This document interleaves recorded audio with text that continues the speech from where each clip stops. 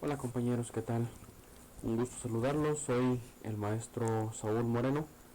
En esta ocasión vengo a compartirles un poco de lo que es el conductismo, sus precursores, sus principales autores, los principales representantes de esta teoría pedagógica y cómo se ha ido derivando y evolucionando un poquito lo que es precisamente el conductismo, ya mediante el condicionamiento clásico, condicionamiento operante y el condicionamiento instrumental.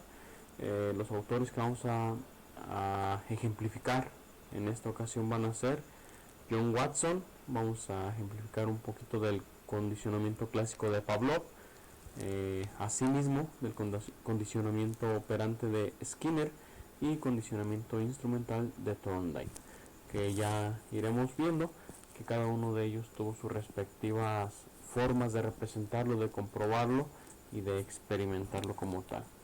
Vamos a iniciar un poquito de lo general. El conductismo en sí es una escuela natural que asimila todo el campo de las adaptaciones humanas. Esto nos lo dice Campos 1973 en su página 91. Por su parte, es un tipo de aprendizaje que implica respuestas automáticas o reflejas y que se caracteriza por la creación de una conexión entre un estímulo nuevo y un reflejo que ya existe. Con esto, de acuerdo con Watson, recordamos un poquito el experimento que él estaba trabajando, que era el del pequeño Albert y la rata. Recordamos que era un bebé de 11 meses de edad, en el que se le estimulaba acercándole una rata, y al momento de que él tocaba esa rata se escuchaba un fuerte sonido de un martillo. Entonces las conexiones cognitivas del mismo pequeño fueron asimilando, fueron relacionando que al tocar precisamente dicha ratita iba a recibir ese estímulo, iba a condicionar que sucediera ese sonido fuerte, por lo que posteriormente ya simplemente con ver la rata pues el niño ya se asustaba. Como lo hemos venido trabajando nosotros en la educación, un ejemplo muy claro que hemos tenido hablando del conductismo de Watson es cuántas veces no se nos ha catalogado como los docentes malos, enojones, agresivos, al docente que escuchamos a los alumnos inclusive decir, no, con él pórtate bien porque es muy enojón. Ahí prácticamente el conductismo juega un papel muy importante, puesto que está condicionando mediante ese estímulo como tal, mediante esa respuesta ya automática que se genera al momento de saber pues, que les toca a los alumnos con el docente del cual se habla que es un poquito más duro, digámoslo de alguna manera. Cómo es que estas acciones van condicionando los reflejos de los alumnos y las respuestas que se van a generar. Pues aquí lo que sucede es que el alumno llega, se sienta más fácilmente, no hace ruido, no hace escándalo, pone atención, pero en realidad no quiere decir que vaya a aprender o que esté aprendiendo, quiere decir que procura hacer el menor desorden posible. Por su parte, con el condicionamiento clásico de Pavlov, una de las características más importantes de este tipo de aprendizaje, ya hablando de la escuela, es que al igual, ya como lo dice la literatura, el conductismo, que es parte del condicionamiento clásico en Watson, se ve plasmado y reflejado en el condicionamiento clásico de Pavlov y de Skinner. Por eso es que con Pavlov también nos habla de conductas voluntarias, a diferencia del condicionamiento operante o del condicionamiento instrumental, que son reflejo también obviamente de estas condiciones que se van poniendo previamente. En esta parte del condicionamiento clásico se genera un estímulo originalmente neutro que no provoca una respuesta como tal, sino que llega a poder provocarla gracias a la conexión que se asocia con el estímulo o el estímulo que normalmente provoca dicha respuesta. No es algo así como que muy automático como lo decía en su momento Watson, sino que tiene que esperar obviamente al estímulo, a que este estímulo regrese para poder generar esta respuesta.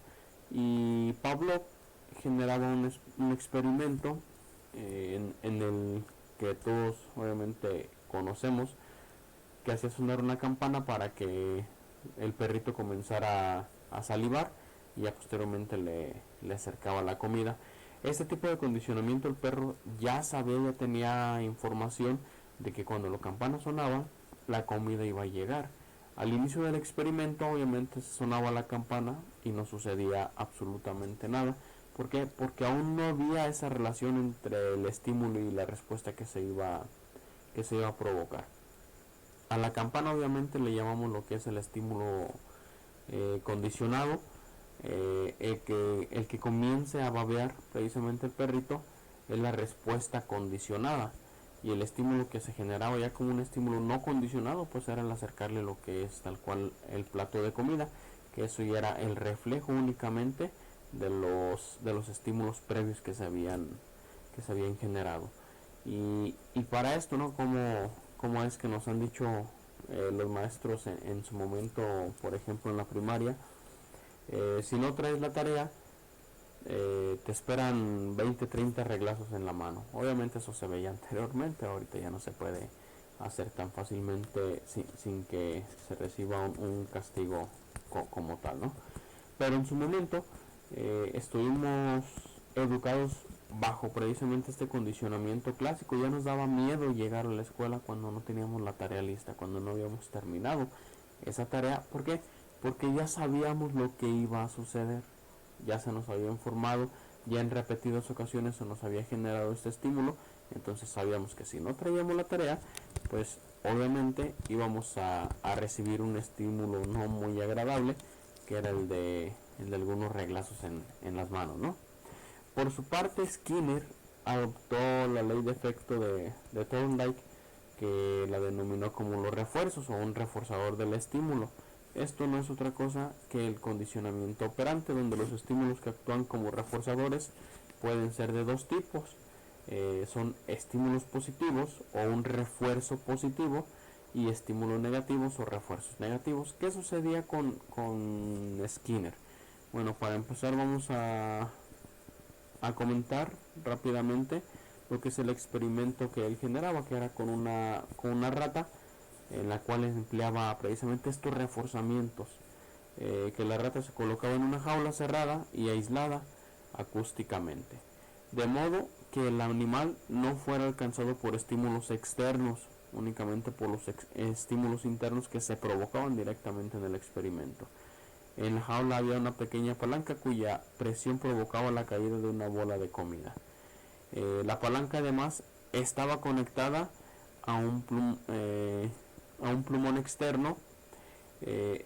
Al bajar la palanca, el plumón marcaba el papel que corría sobre un rodillo. ¿Qué sucede? Esto son precisamente los reforzadores, estos refuerzos que se estaban generando para que la rata fuera identificando lo que se podía o lo que no se podía hacer, o lo que debía repetir o no debía repetir, que en este caso era presionar la palanca para que cayese la comida, ¿no? En educación, ya trasladado en el aula, ¿cuántas veces lo hemos visto, no? El condicionamiento operante, ok, resuelves algo de manera correcta, te doy una estrellita. Resuelves algo de manera correcta, te doy un chocolatito, te doy un premio, te doy un punto extra. ¿Cuántas veces no lo hemos trabajado desde este modo de verlo, no? Si lo haces correcto, bueno, pues te estás ganando un punto. Si lo haces de esta manera, ok, te estás ganando salir antes al recreo. Todos estos tipos de estímulos reforzadores positivos alentaban al alumno a repetir ese procedimiento, ese proceso que había sido correcto.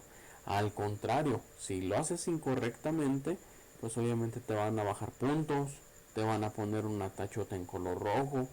Eso es un estímulo, un reforzamiento negativo, que lo que provocaba era que no se repitiera precisamente esa acción que había realizado en este caso los alumnos, ¿no? Ok, entonces me equivoqué aquí, voy a tratar de ya no repetir. Enfatizo la palabra repetir, porque precisamente Skinner basaba este tipo de condicionamiento operante en la repetición, en las repeticiones.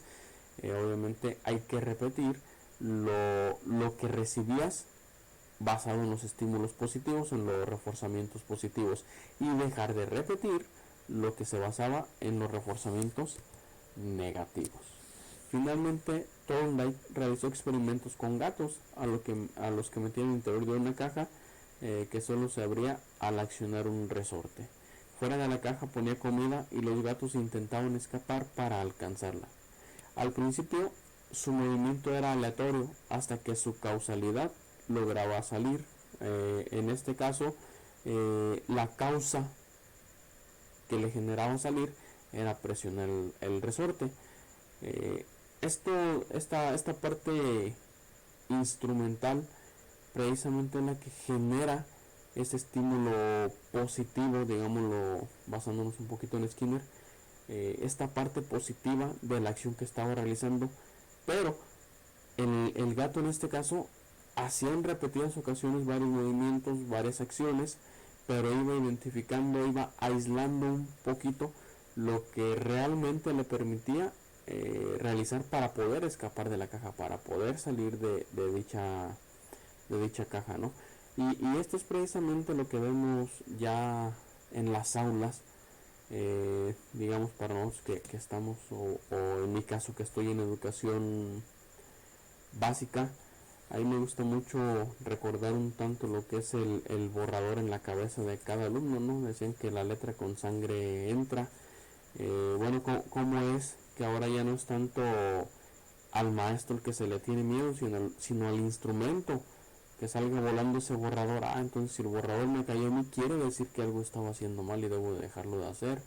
Si a mí me tocaban los reglazos, ok, quiere decir entonces que fue incorrecto lo que yo realicé.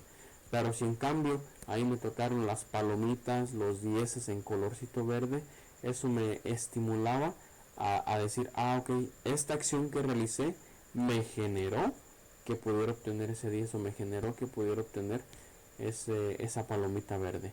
Bueno, pues es precisamente lo que Thorndike trataba de dar a entender para esta parte del condicionamiento, del conductismo como tal, en general.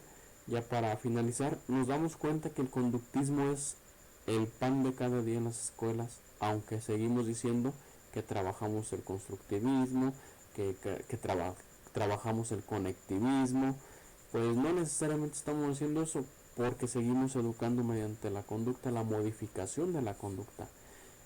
Incluso desde casa estamos condicionando las acciones que pueden hacer las personas que viven con nosotros, basadas en este conductismo de una manera implícita. Lo estamos trabajando de esta forma, ¿no? Y prácticamente esta es la idea que queremos retomar, que queremos rescatar respecto al conductismo y de sus principales autores, precursores, y cómo lo han venido desarrollando, cómo lo han venido actualizando, pero que la base fundamental sigue siendo el control y la modificación de la conducta. Muchas gracias, compañeros, un gusto haberlos saludado el día de hoy.